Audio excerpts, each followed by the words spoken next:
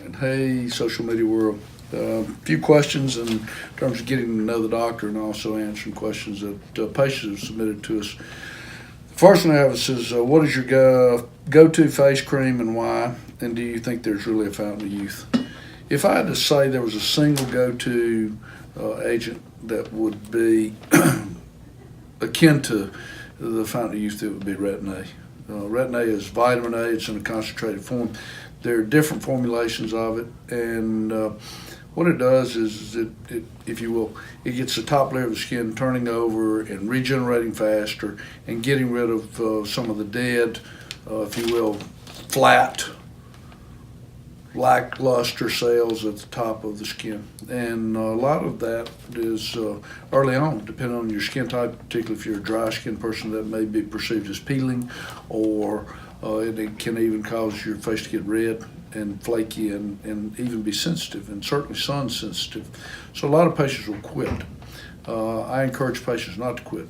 You could start out using it maybe every third day and then back up to every other day, and then ultimately, ideally, you could get to the point where you could use it every day.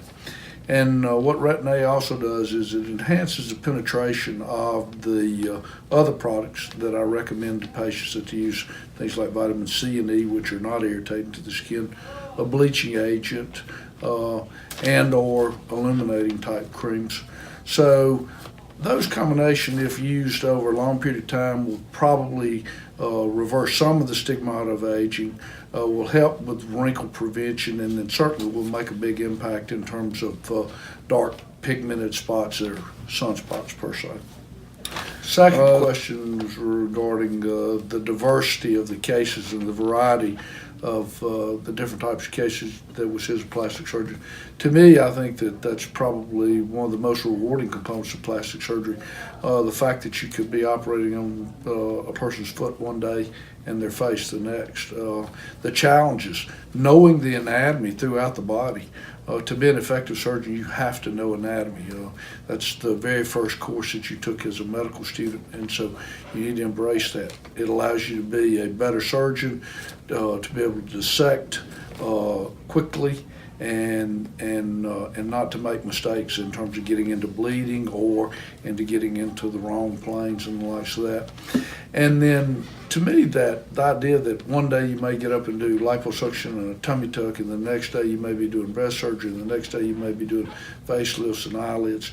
Plastic surgery is sort of the utility player's world, and personally I like being a utility player. It pertains to whether or not you perceive plastic surgery as an art or artwork.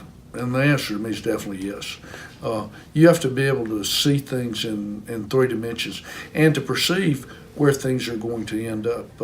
This is not like orthopedics where you measure and you hammer a rod in a certain number of millimeters, or that you drill a screw that's only going to be, say, 14 millimeters in length, or that you line a plate up. All of those are technically demanding operation stuff, but they're all based on measurements and numerical data and stuff like this.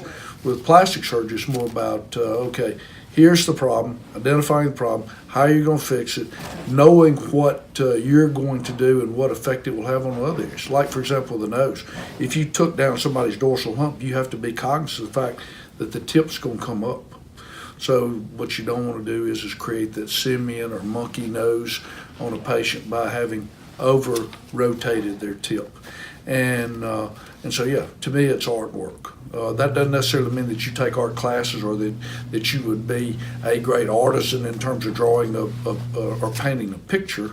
But to me, the picture that we paint, and that is the surgical results, are much, much, much more important than any sort of an abstract on the wall.